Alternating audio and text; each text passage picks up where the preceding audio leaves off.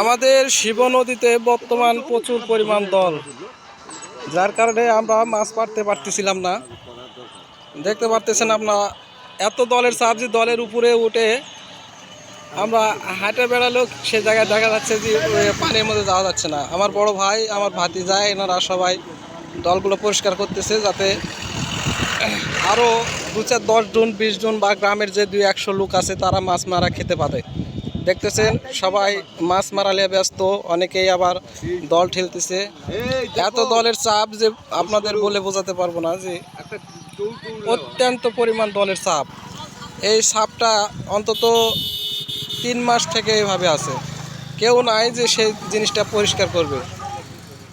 সেই জায়গায় আমার বড় ভাই, আমার ভাতিজা, আমার আরেক ভাই, এগুলোই সব নামিছে, যাতে 10টি মানুষের খুব উপকারে আসে, তারা মাছ মেরে খাবে,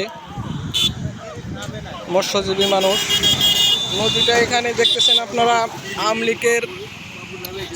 আমলিকের যারা লোক ছিল তারা ভোগ দখল করে খেত, অভয় আশ্রম বানিয়েছিল। কিন্তু আসলে বেআইনিভাবে যেনারা মৎস্য সম্প্রদায়, মৎস্যজীবী যারা আছে, তিনারও বাদ দিয়ে এরা দখল করে খেত। আমার বড় ভাই, তিনি একজন সভাপতি, নদীর একটি সভাপতি। তিনি মানুষের সুবিধার ক্ষেত্রে ইয়ে করে দিচ্ছে, পরিষ্কার করে দিচ্ছে। তিনি সাবেক সভাপতি, বর্তমানে এখন আমার আরেক ভাই আছে। তো আমাদের ওই সভাপতিকে এখনও দেখা যাচ্ছে না। সভাপতি আসেনি তো? না, আসেনি সভাপতি এখনো। তো অনেক নদীর স্রোত আছে, তারপরেও দেখা যাচ্ছে যে নদীর প্রচুর দলের চাপ। দলগুলো, এটা চৌবাড়িয়া নদী, চৌবাড়িয়া ব্রিজ, এটা ব্রিজের এখানেই দলগুলো আটকে আছে। অনেক দূর থেকে দল আছে, দেখা যাচ্ছে ওই গ্রুপের মধ্যে, মানে ওই ডাঁড়া আছে, ডাঁড়ার মধ্যে দেখা যাচ্ছে প্রচুর পরিমাণ দল।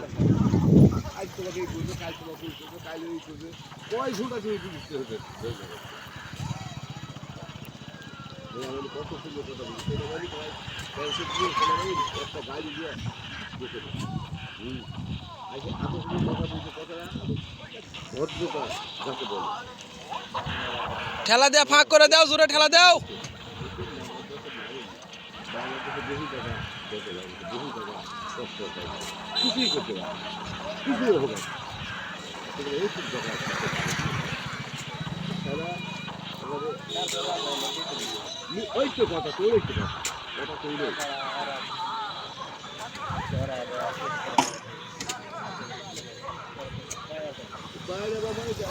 আরে ধুমে পড়ে দাম, আমি টকালে পড়ে দাম।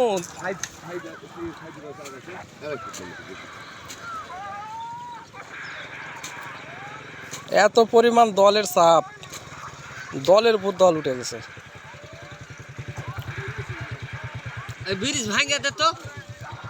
ব্রিজ ভাঙা গেলে মানুষ চলাফেরা করবে করতে পার হবে।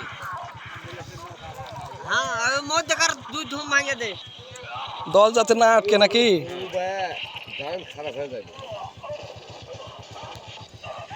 একজনে পাল দিয়ে চিরে, একজনে পাল দিয়ে খাড়ায়।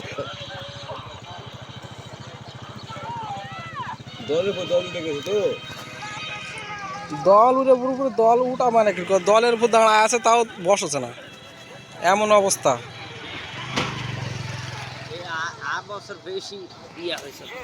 আর বছরটা মেলা কম, আর বছর গরু চললেও কিছু হইতো না। আমরা হাঁটে গেছি, কিছু হয়নি। এতই দলের চাপ, প্রিয় আল্লাহু আকবার। একটা বছর সারা বুঝে থাক। যে লোকগুলো ব্যবসা করে খাবে নদী, তারা যদি আসতো তো এই দল সারাতে সময় লাগবে।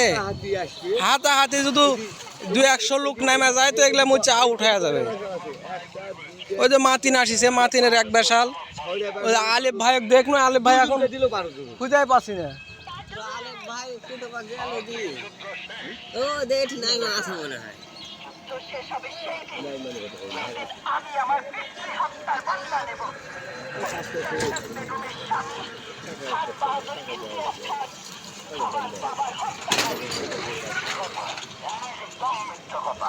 আপনার বাবার হত্যাকারী